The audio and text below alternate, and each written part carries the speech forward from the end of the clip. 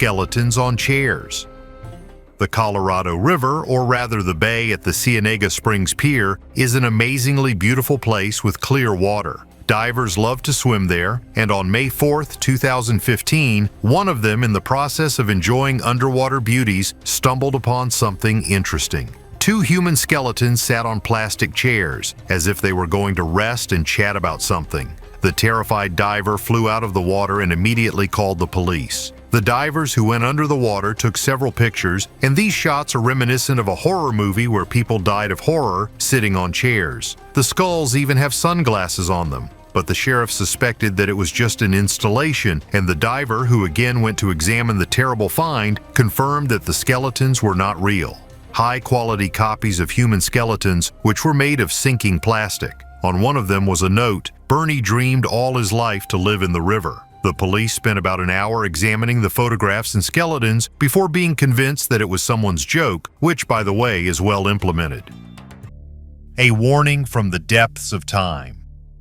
Japan is one of the most developed countries in the world, while located in one of the most dangerous regions of the planet. An entire country with a population of many millions lives in danger every day. The most interesting thing is that this has always been the case throughout the existence of this region, and people have lived here for centuries. This forced the ancestors of the Japanese to understand natural phenomena. Throughout Japan, there are so-called tsunami stones. These are ancient plates with inscriptions that warn that it is dangerous to build houses below a certain mark. If a tsunami happens, the houses in this place will flood. One of the most famous of these stones is located in the village of Aniosi. A text is carved on a 3-meter slab that reads, "High dwellings are the peace and harmony of our descendants. Remember the disaster of the Great Tsunami. Do not build houses below this point." On other stones, a warning is written that people should be afraid of an earthquake, because after it, a tsunami will come. Stone slabs of this kind are found all over the Japanese coastline, and some of them are over 600 years old. The problem is that many Japanese do not believe this kind of prediction written on stones. It seems to them that these are just ancient curses. They build their homes in dangerous regions, after which entire families suffer and die. It seems to me that people in ancient times, when placing these stones, experienced more than one tragedy, after which they decided to warn their descendants. Well, the descendants consider themselves smarter than their ancestors. We don't want to listen to our grandparents either, do we? Yes, the ancestors did not have high technologies and modern measuring instruments, but they had well-developed senses of observation and some worldly wisdom. Therefore, we should definitely listen to our past. That's what archaeologists did with the next find.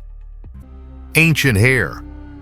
This terrible epidemic has a very long history. Various drugs have been popular for thousands of years, and in those days, millions of people around the world died from this poison. Archaeologists have found the oldest case of drug use in Europe on the island of Menorca near Spain. This man's hair is over 3,000 years old. Scientists studying the cave of Syrinx discovered that our ancestors performed a strange ritual. The dead man's hair was cut off, dyed red, and placed in small boxes made of horn and wood. The researchers analyzed the hair using sophisticated methods and found alkaloids, scopolamine, and ephedrine, substances that cause hallucinations. It's no secret that researchers can detect drugs in human hair and nails even after months and years. Scientists think that ancient people used vision-inducing plants such as mandrake, henbane, and datura. In addition, they ate ephedra with ephedrine, a stimulant. Now we can say with certainty that psychostimulants were popular in Europe more than 3,000 years ago and most likely created a big problem for humanity even then. The king without a face.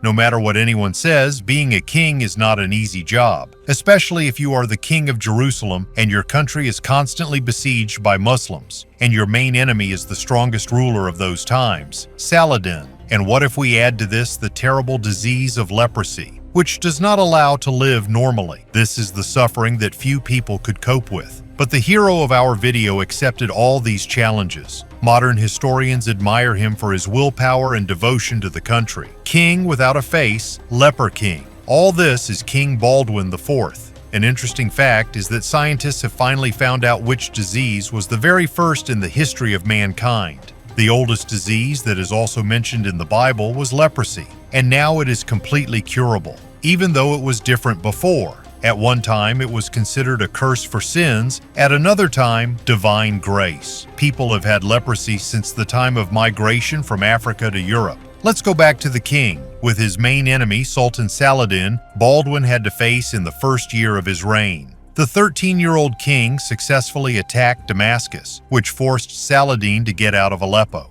2 years later, the opponents clashed in the battles for Damascus and Andujar. The army of Saladin outnumbered the troops of the Kingdom of Jerusalem by several times. In addition, Baldwin could hold the horse's reins with only one hand, but this did not prevent the king from crushingly defeating his opponent in 1177 at the Battle of Montgizar. The stunned Saladin in his heart said to his associates, "As long as this boy is in Jerusalem, the city will not fall." Baldwin at that time was only 16 years old. The opponent had to negotiate peace. At the age of 24, Baldwin could no longer walk without support due to the inability to blink, his cornea dried up, and he became blind. Plus, he survived a very dangerous fever that aggravated the disease. Realizing the approach of death, Baldwin appointed his 6-year-old nephew as his heir. In fact, King Baldwin IV never wore a mask, as shown in various films. Yes, his face was indeed disfigured by leprosy, but until the last day of his life, he continued to lead the state and fight off the army of Saladin.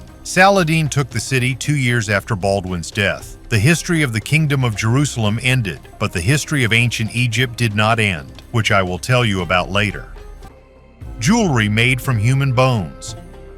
Paleozoologists from Russia and Finland found jewelry made of human bones in 3 of 177 graves during excavations of a large burial ground on the South Oleni Island, Karelia. They, along with other artifacts, were placed in the grave to accompany the deceased in the afterlife. Most often, the burials contained hunting accessories, stone knives, spearheads, harpoons, and similar implements. However, in this burial ground, there were also decorations, various pendants. Most often, they were made from the bones and teeth of large predators, which characterized the owners of accessories as skilled hunters. Archaeologists examined 37 pendants and found that 12 of them were made from human bones. Judging by the shape and method of processing the bones for the ancient masters, there were no fundamental differences between the bones of animals and humans. For the manufacture of each pendant, a groove was made on top of a split-off bone fragment around which a rope was tied from a piece of leather. This in particular is evidenced by wear marks on the jewelry. So far, experts find it difficult to answer whether the bones of enemies or, on the contrary, relatives were used for pendants.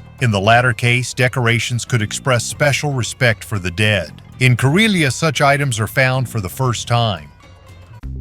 Europeans ate mummies. It can be hard to believe that some events really happened at some point in reality, as for example the fact that the inhabitants of Europe of the Middle Ages had for some time the habit of feasting on Egyptian mummies. Of course, not quite to feast on, the medieval people pursued somewhat different goals. From about the 12th century, the people actively used ancient Egyptian citizens divided into small pieces or crushed to a state of powder. Since ancient times, people have used bitumen in everyday life, a product of oil weathering. They processed arrowheads used for the manufacture of kitchen utensils. It has also been used as a therapeutic agent, so even Pliny the Elder himself recommended it in combination with wine for the treatment of dysentery and severe cough. It was believed that bitumen relieves toothache and is effective for cataracts. The Egyptians used this substance to mummify their famous dead. It had the ability to penetrate deep into tissues, and over time it was difficult to distinguish where the bone was and where, in fact, the bitumen. Since its reserves in nature were depleted, the people came to the conclusion that it was quite reasonable to use mummies as a source of bitumen, and they began to actively search for and process them for the purpose of profit. Of course, just because something looks like a mummy doesn't mean it's a mummy, as enterprising merchants quickly found an alternative way to satisfy customers' need for mummies, passing off well-done camel meat as it. Since the popularity of the practice persisted for quite some time, some medieval businessmen went further and began to make mummies from the bodies of recently deceased citizens. Given the improvement in techniques, the remake was indistinguishable from real ancient mummified bodies. Gradually, with the development of medicine, Europeans abandoned the practice of treatment with the help of mummies. And although no modern person, at least with a healthy psyche, would ever think of eating mummy powder, Nevertheless, the turnover of the black market for mummies is estimated at about $3 billion. If selling, the desire to earn money, is quite understandable, then why do modern people buy mummies in general? Decorate the house to show off antiquity to friends, or is it possible to use them to improve health today? Relics of Michigan. Did an ancient advanced culture once live in Michigan in the USA? The digger James O. Scotford tried to answer this question, who in October 1890 found ancient artifacts in Edmore, Michigan. Cups, figurines, and inscribed tablets were very reminiscent of finds found in the Middle East. Other diggers in the region have made similar finds besides Scotford. All artifacts were sold to buyers and collectors. It's just something else that's interesting. The vast majority of historians and archaeologists claim that all these finds are a carefully planned forgery. They believe that the so-called artifacts were well thought out and copied from other artifacts found around the world. After our hero created ancient artifacts, he decided to bury them so that later he and other diggers would find them. Thus, everything would look realistic and believable. Clay objects crumbled at the slightest contact with water. How they could then be stored in the ground for thousands of years. Ancient writings were chaotically written on tablets, without any pattern or logic. The figurines were a copy of the finds found in the Far East, only their quality was much lower and not so durable. These were the main arguments of archaeologists who conducted a superficial analysis of the ancient relics of Michigan. One thing is for sure, James Scotford wanted to make money and he did a great job of it. But the next find, discovered in Mexico, is the real one. Church of the legendary city of Rungholt.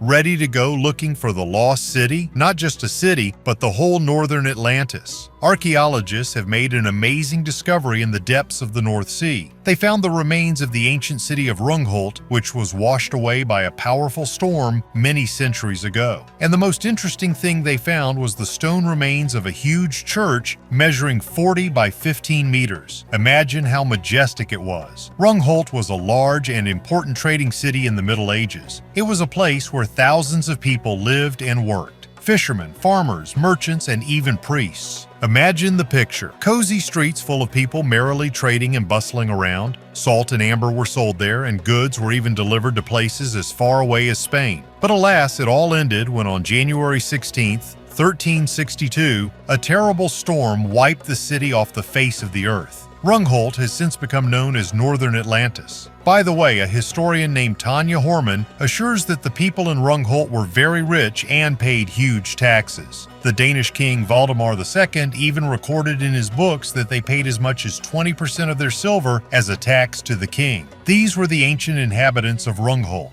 rich and prosperous until their city was swept away by nature. So guys, the next time you think of underwater cities and treasures, think of Rungholt, Northern Atlantis, and those who once lived there before the city disappeared into the depths of the sea. Molten fortresses. In the Scottish Highlands, there are ruins that still baffle archaeologists. At first glance, they appear to be ordinary fortifications from the Bronze and Iron Ages. Stone walls, remains of dwellings, and traces of fires. But a closer look reveals that the stones have been molten. Entire sections of the walls appear to have been fired. The rocks have fused together, turning into a single glassy monolith. This is not the result of a fire. Sandstone melts at over 1,000 degrees Celsius. To achieve this effect, a fire must be maintained for several days, creating a confined space where heat cannot escape. This means someone didn't simply build these fortresses, they deliberately burned them, turning them into solid blocks. Experiments in the 20th century showed that this effect can only be achieved through artificial control. Scientists Wallace Thornycroft and Vere Gordon Childe repeated the process. They set fire to a wall made of slabs and wooden layers and lined it with clay. After 3 hours of fire, the structure collapsed, but parts of the stone were indeed fused. It later became clear the temperature had to be maintained for several days with a constant supply of oxygen. In other words, this was a technology, not an accident. Someone in a time before metal was in common use already understood how to control heat. Similar forts were later found throughout Northern Europe. More than 200 sites where stone was melted by people. Why exactly then, no one knows. But this strange knowledge of fire, which doesn't destroy but binds, has a sense of something too sophisticated for its time. As if this isn't just ancient engineering, but a technology passed down from time immemorial. the meaning of which we still can't decipher. After all, we could have seen similar technology in ancient Egypt with its melted steps. Memorial marks on the bricks of history.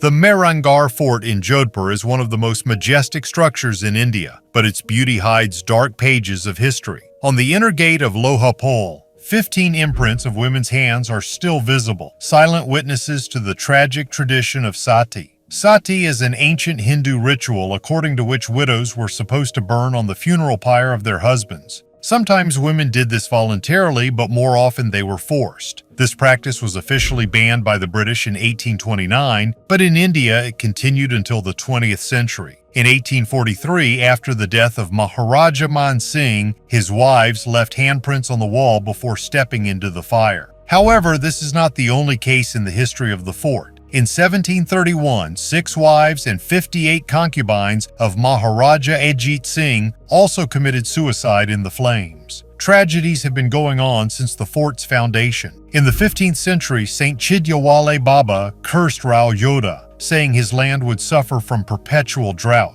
To lift the curse, the king ordered a resident of Meghwal, Rajaram, to be walled up alive within the fort's walls. But the curse still seems to be in effect. Maharajas have died here, tourists have fallen, and in 2008, hundreds were killed or injured during a stampede at the Chamunda Devi temple. Jar of cream and worn women's panties.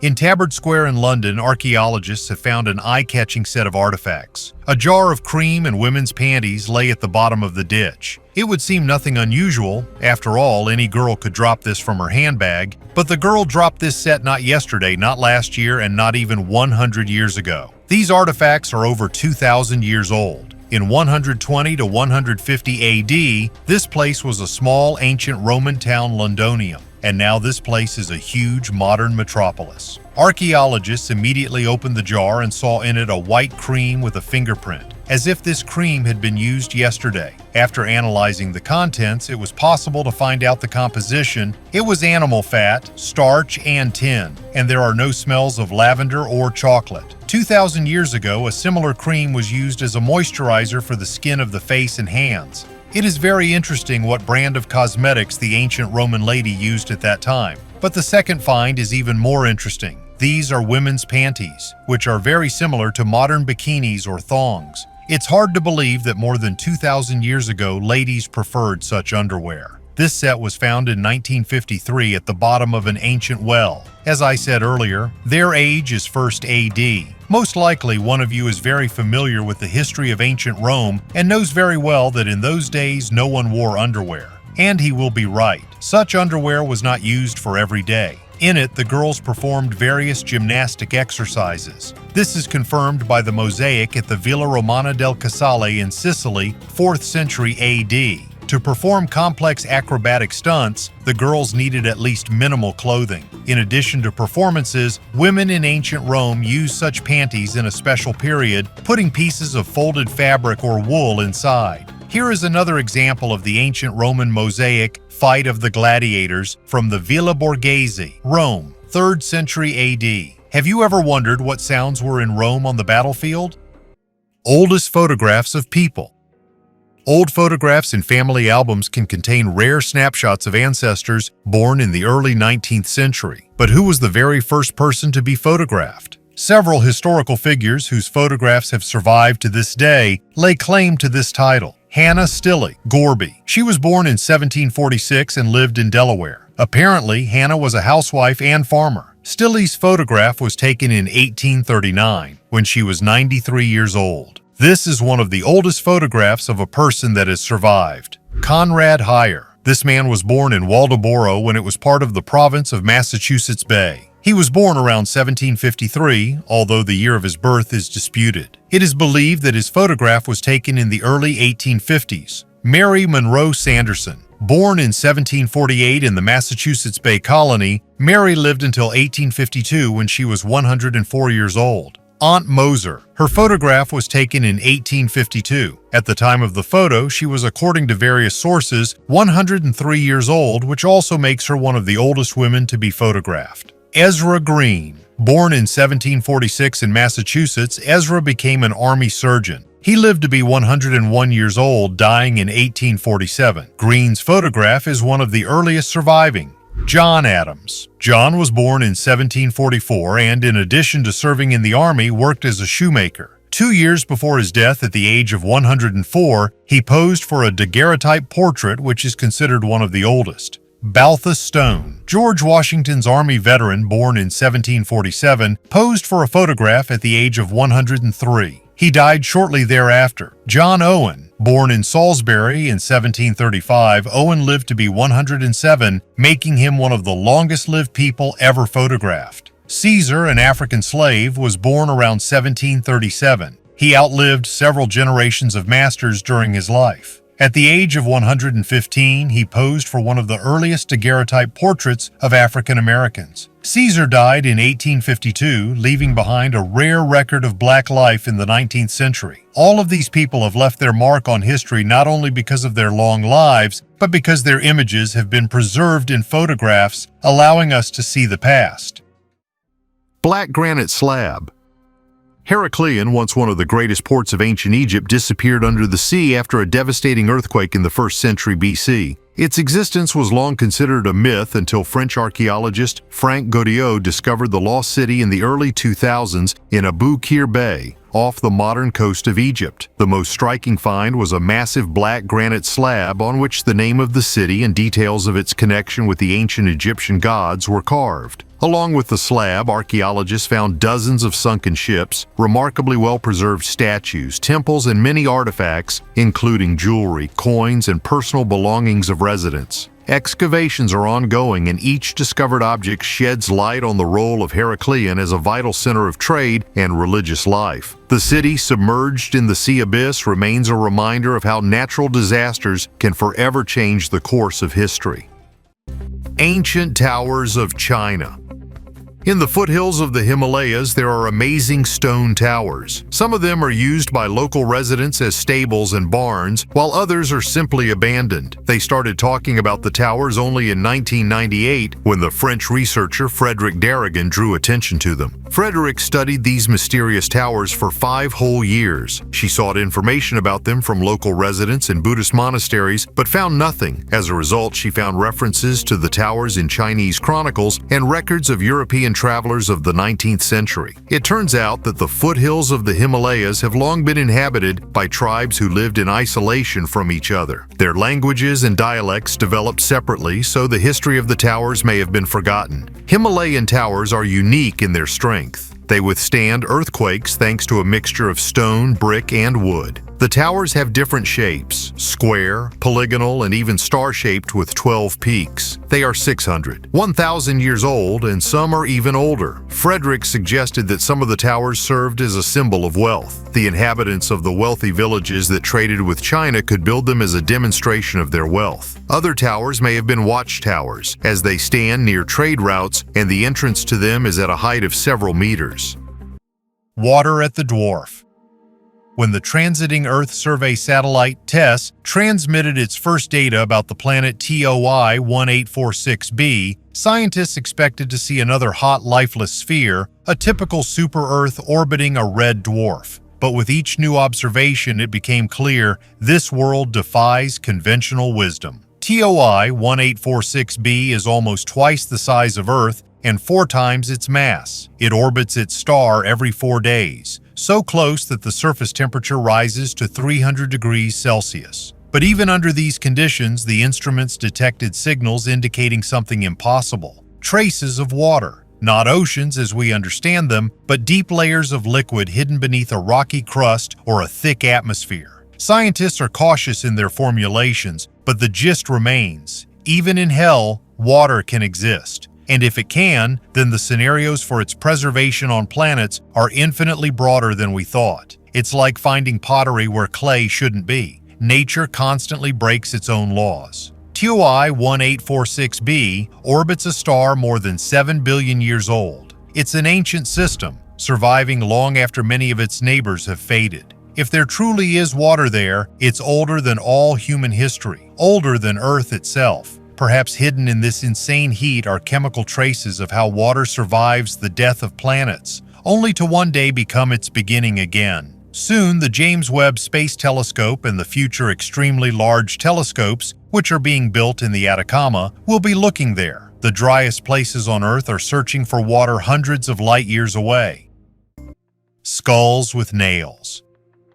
In the southeast of Spain, among the ruins of ancient settlements, archaeologists have found something that immediately evokes an alarming feeling. 7 severed heads. Some have huge metal nails driven into them, not all the way through, but with obvious force, as if the skulls had been nailed to something. But why? At first they thought trophies of war, like the heads of enemies, displayed to intimidate. But a chemical analysis of the bones gave an unexpected result. Not all the skulls were foreign. In one city, 3 out of 4 heads belonged to people who came from afar, and in another, almost all were local. And this changes everything, because in one place, strangers were apparently executed and put on display, and in another, their ancestors were kept as relics. The heads were found near houses, inside dwellings. So this is no longer a demonstration of force, it is memory and respect. The Greeks wrote that the Gauls kept the heads of their enemies in boxes, and that Spanish mercenaries carried them on spears. But in reality, everything was more complicated.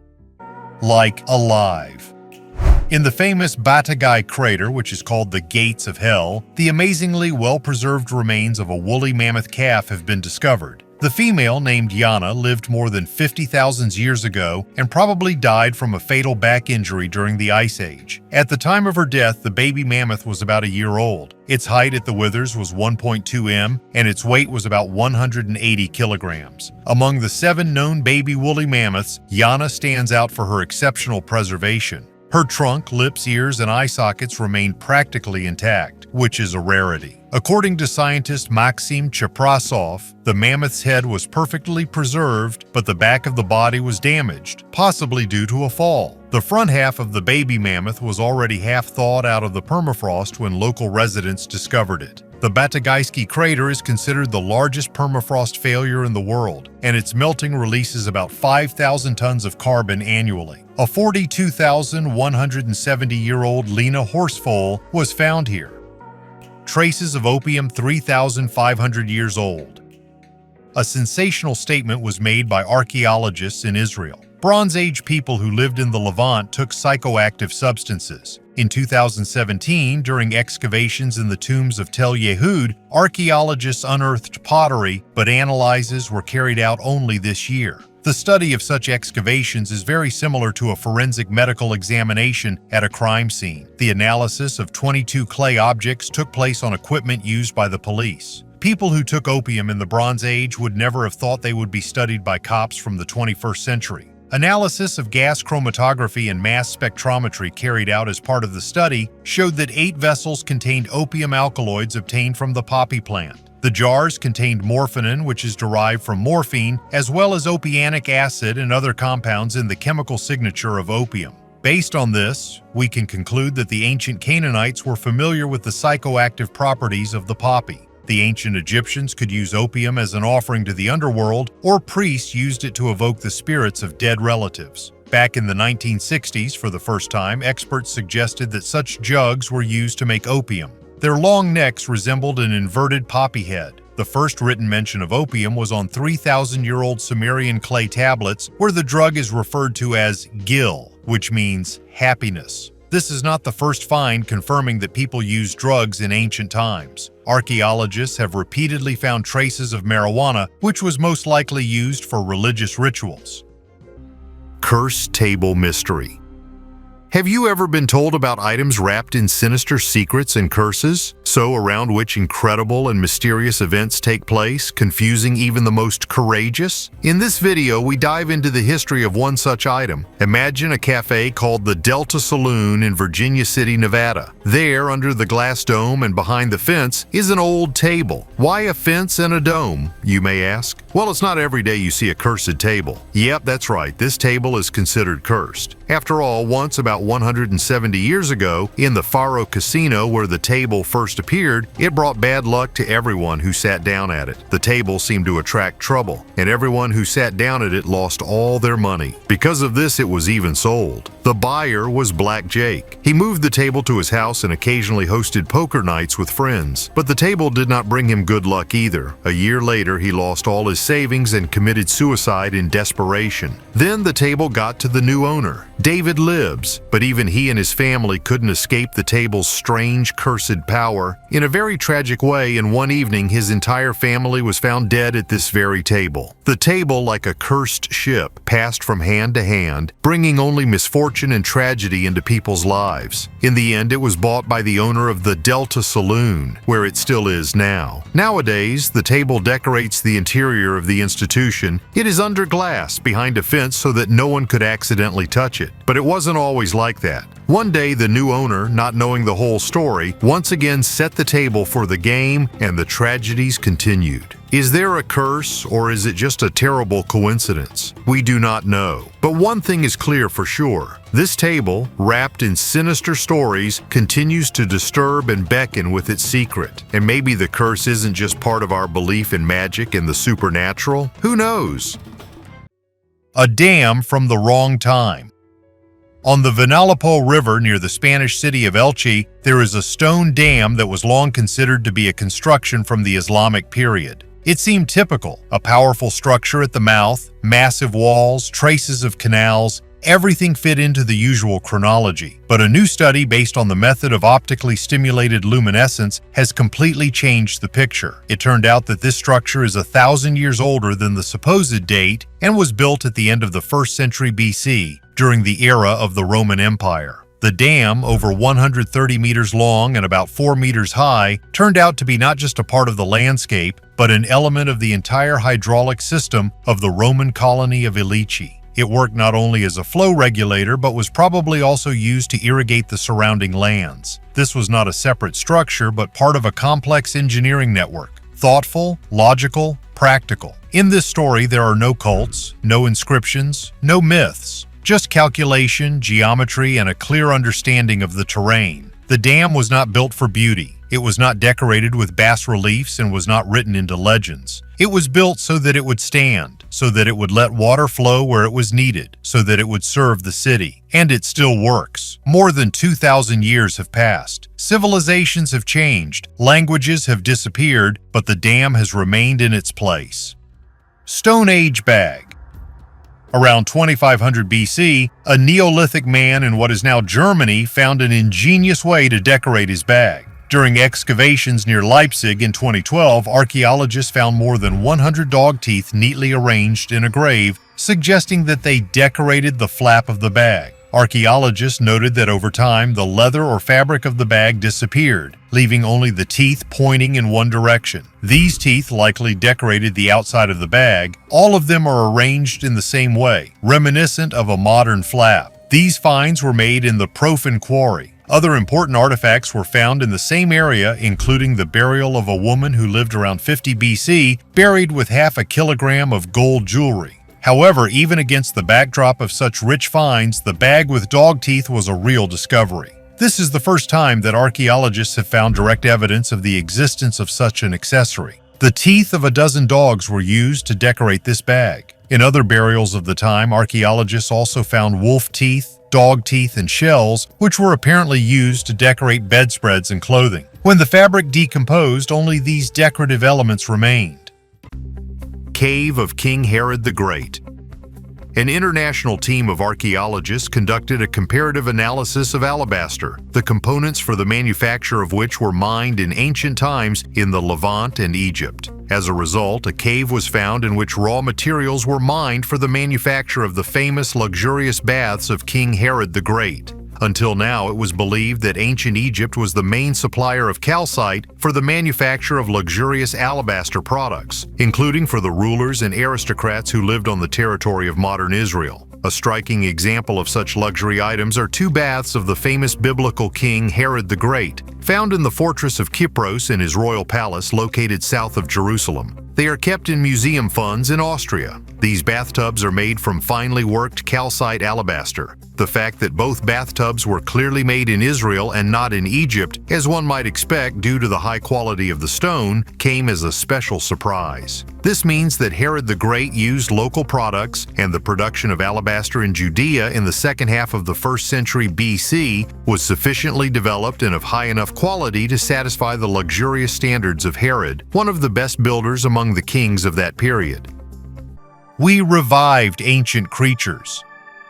In northern Alaska, where permafrost preserves the scent of ancient soil, a team of researchers from the University of Colorado drilled a tunnel through the ice to retrieve samples dating back 40,000 years. And what they found resembles stills from a science film that suddenly became a documentary. The samples contained microorganisms that had awakened. They didn't come to life instantly. It took months. At first, the scientists thought the colonies were simply inert, but after a while they began to multiply. Under a microscope, threads and clumps appeared, gradually transforming into stable communities. It was as if the microbes were waiting for a signal to begin breathing again. The ancient life forms began to emit carbon dioxide, and some of it methane. This process is invisible, but it is precisely this that can change the climate. Gases accumulated under the ice for millions of years are beginning to emerge. And simultaneously, what had been dormant in the frozen layers for millennia emerges with them. In 2022, a nearly 50,000-year-old virus was awakened in Siberia.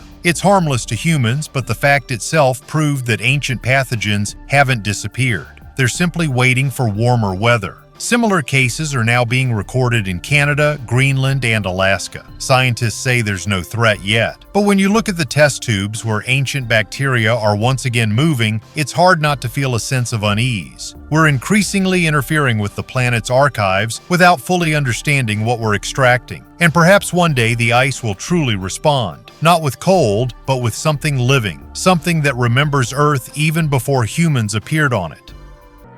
The mysterious cemetery of frogs.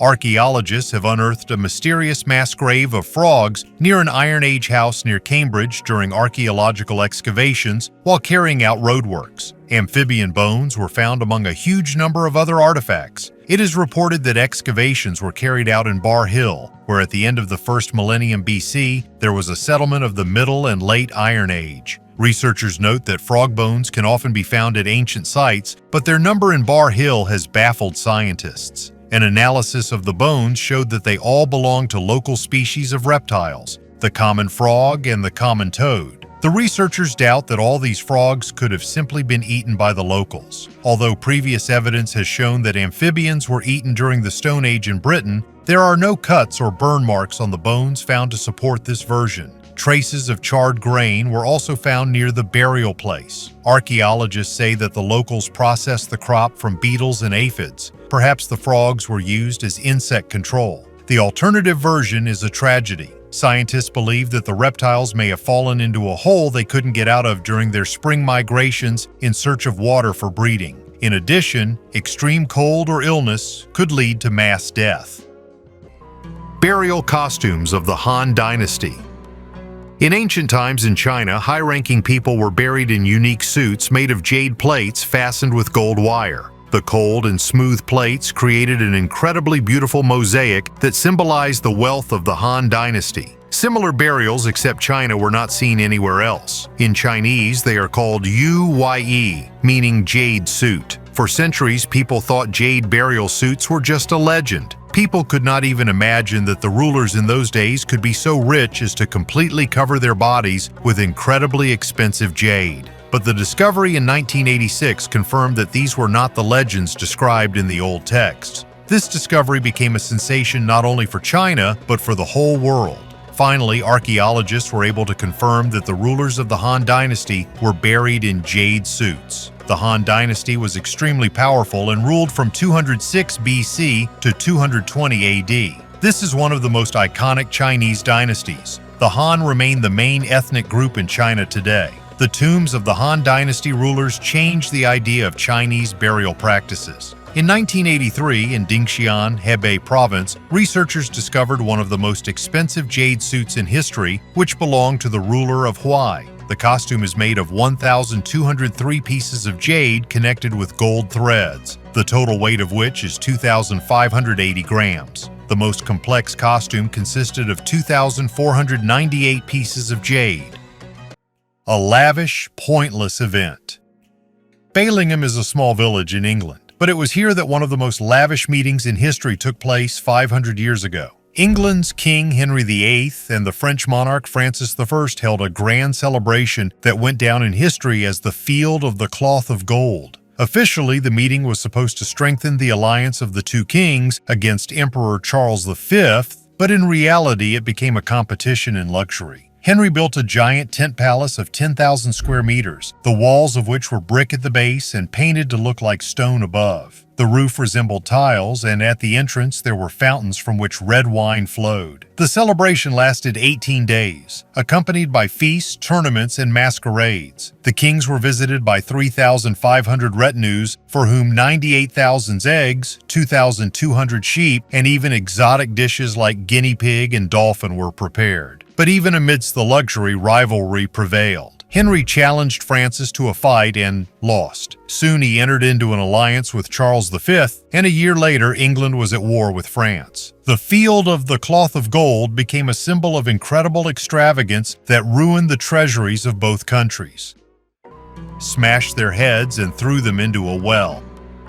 The city of Nida was the capital of a part of the Roman province of Upper Germany, not far from today's Frankfurt. The settlement was completely empty by 260 AD, and it was discovered only in the second half of the 20th century during the construction of Römerstadt. The skeletons in the well were found in 1993 during extensive excavations in the Heddernheim area. A well 10 meters deep was located in the courtyard of a stone house and was littered with bricks, ceramics, and other rubbish. At the bottom lay the bones of a young woman, a man 25 to 30 years old, and a child 2 to 3 years old. All three died of head injuries around 250 AD. The find quickly attracted attention and became known as the Murder in Nida. In 2011, it was presented at the Crime in the Roman Empire exhibition at the Frankfurt Archaeological Museum. Frankfurt forensic scientist Constanze Niss reconstructed the face of the murdered woman, and specialists from the Frankfurt Police Department began investigating the details of the crime. Apparently, fatal injuries were inflicted with blunt objects while the victims lay on the ground.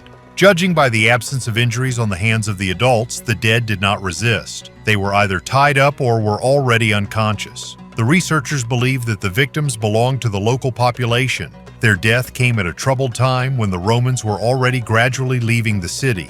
Numerous buildings stood empty and some areas were abandoned. The raids of the Germans led to casualties among the inhabitants of the cities. Perhaps as a result of one of these raids, these three were killed, but local crime could also be the cause. DNA analysis showed that the woman is related to the child, but the man is not his father. Unfortunately, we are unlikely to find out the details of the drama that is unfolded. Kensington Runestone. Discovered in 1898 in central Minnesota, this enigmatic stone is a beautiful piece of stone engraved with many ancient Scandinavian letters. Yes, Scandinavian letters in North America. Archaeologists and historians have long puzzled over the dating of the Kensington stone and determined it to be 1362. Were the ancient Vikings able to get to this place in the 14th century? This find was of great interest to local Swedes and Americans who live in Minnesota. But linguists were not so happy with the find. About 100 years ago, experts almost unanimously declared that a certain work of the 19th century was written on the stone. Despite some disputes between scientists and historians, it is still believed that this work is about 100 years old. Why then does the dating indicate the 14th century, and who is right? Is it possible that historians here do not want to agree that this stone is older than it seems? Otherwise, they will have to rewrite history and many historical events that are now so well placed in school textbooks. And as we know, humanity is in no hurry to write the truth so as not to cause people to panic. If it was still possible to read the ancient Scandinavian texts, then with Maya writing everything is much more complicated. People of an unknown civilization.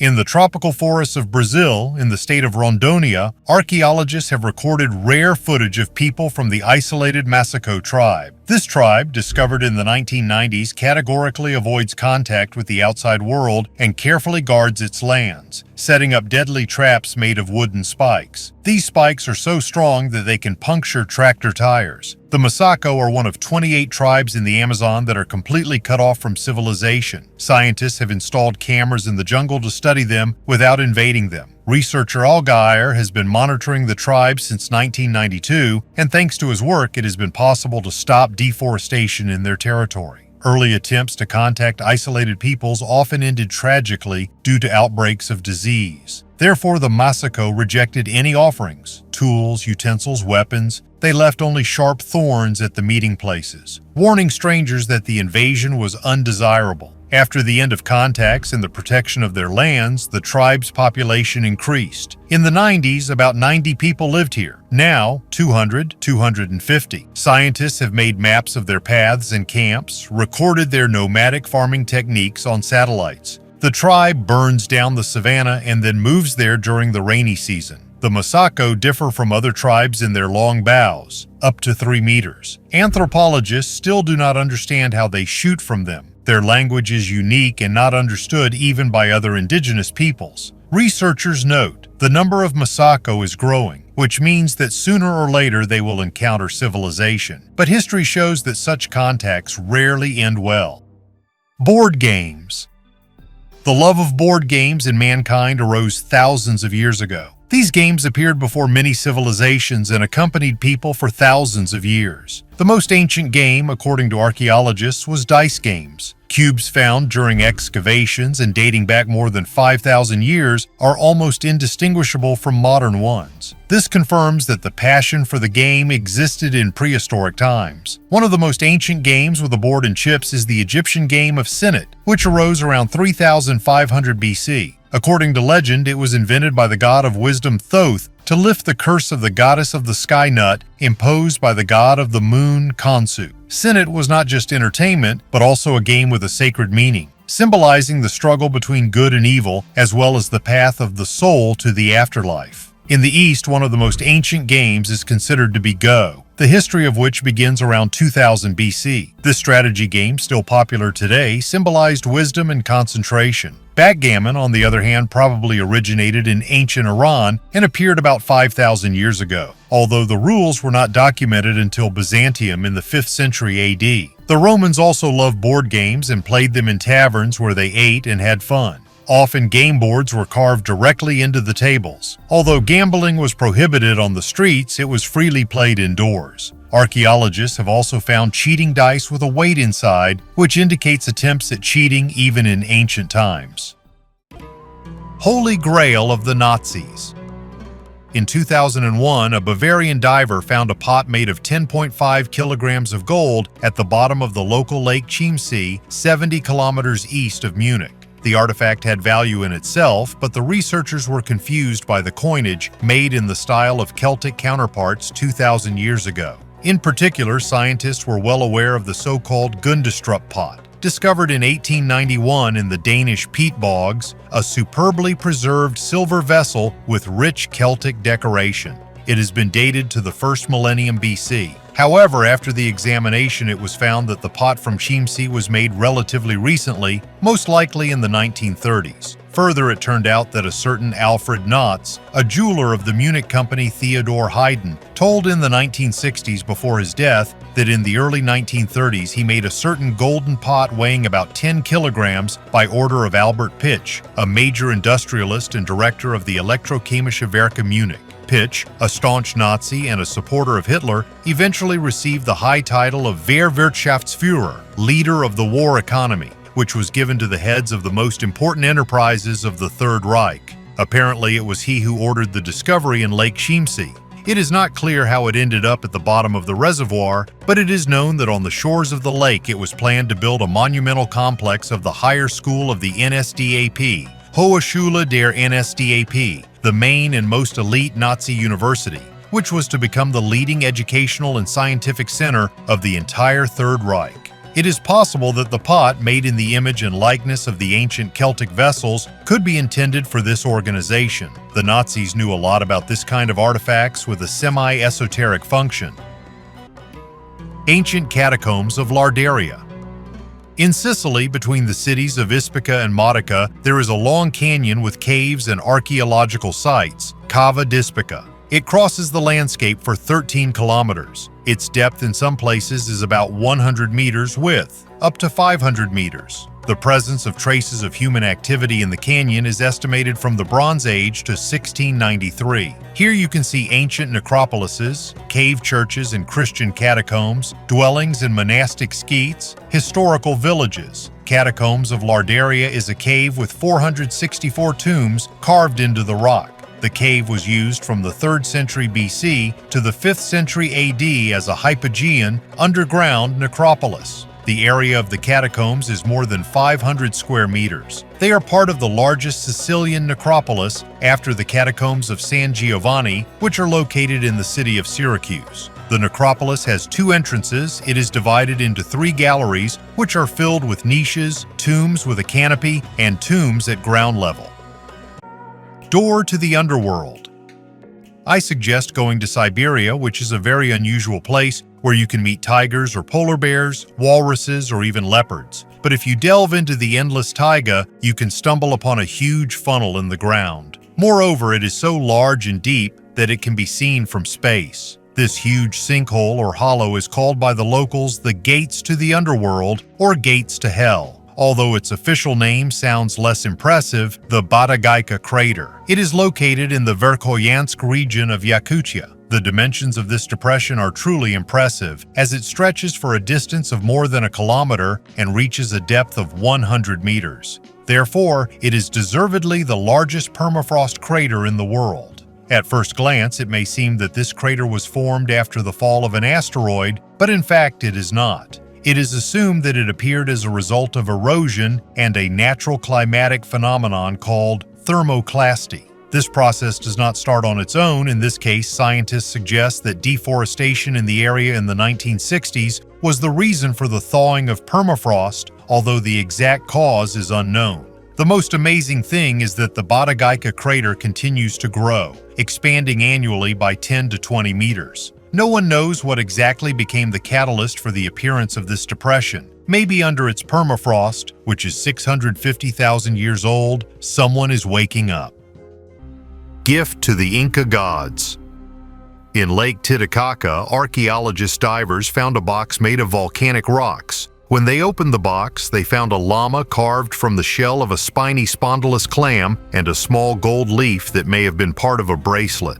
Archaeologists suggest that the finds are offerings from the Incas who wanted to propitiate their gods. The box of gifts was immersed in the lake at least 500 years ago. Archaeologists believe that the box was not there by chance. Reef Kakai is located north of Koa. This indicates a spatial relationship between the two sites. Lake Titicaca is one of the popular archaeological sites. Last year, archaeologists found evidence of ritual offerings to unknown deities near the Isle of the Sun by the people of Tiwanaku. They were the most powerful tribe of the Andean mountain range until the arrival of the Incas around the 12th century AD. At the bottom of the lake, researchers found sacrificed llamas, gold and stone jewelry, and ceramic incense burners. These artifacts date back to between 500 and 1100 AD, about 500 years before the Incas came to Lake Titicaca.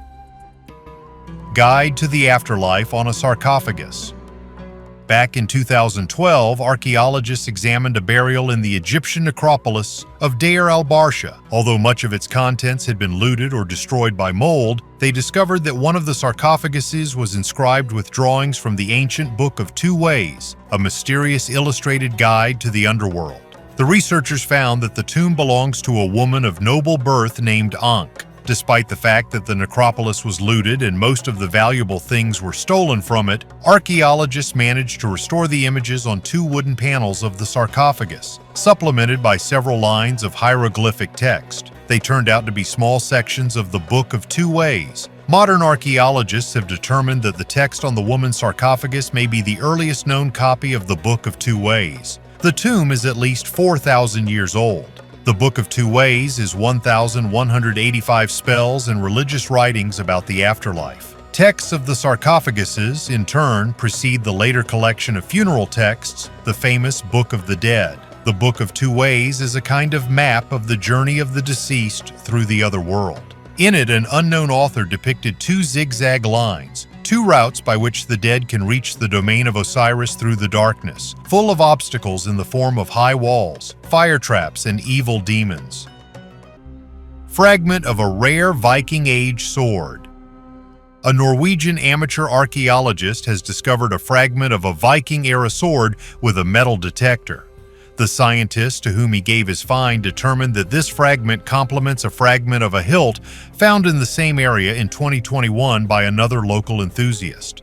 The hilt, with traces of rich decoration, belonged to a heavy sword of a rare type in Norway, most likely made around 800. Double-edged swords, common during the Viking Age in most of Europe, are called Carolingian. Although the hilt is badly damaged, remnants of rich decoration can be seen on it. The hilt was covered with a geometric ornament of silver and niello, and the ends of the gilded guard were made with great skill in the form of animal heads in the German animal style. It was common in Northern Europe around 550 to 1050 during the Late Iron Age and the Viking Age. Based on the features of the ornament as well as the shape and size of the hilt and guard, scientists have suggested that the sword belongs to type D according to Peterson's classification. Swords of this type were among the heaviest and most ornate, and they are very rare. Of the approximately 3,000 Viking Age swords found in Norway, only about 20 are of type D.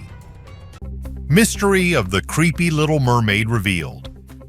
I've already talked about this terrible mermaid several times. On YouTube, you could see videos related to this find, but only now the real truth about her has been revealed. Researchers in Japan conducted an in-depth analysis of an artifact kept at the Enjuin Temple in the city of Asakuchi. The mummy of an unusual creature 30 centimeters long, with a scaly fishtail, a human-like head, and two arms aroused the interest of tourists and scientists from all over the world. Scientists carefully studied its composition and published the results. Japanese mythology differs significantly from Greek and Slavic. I would say that in Japanese, the monsters look more creepy and intimidating. So in Japanese myths, there is a certain creature that lives in the water and it is called Ningyo. In fact, these are the same mermaids, only not so beautiful. Hollywood films love to turn the terrible into something beautiful and kind. So they made beautiful mermaids out of Ningyo and made kind and romantic pirates out of medieval sea killers and robbers.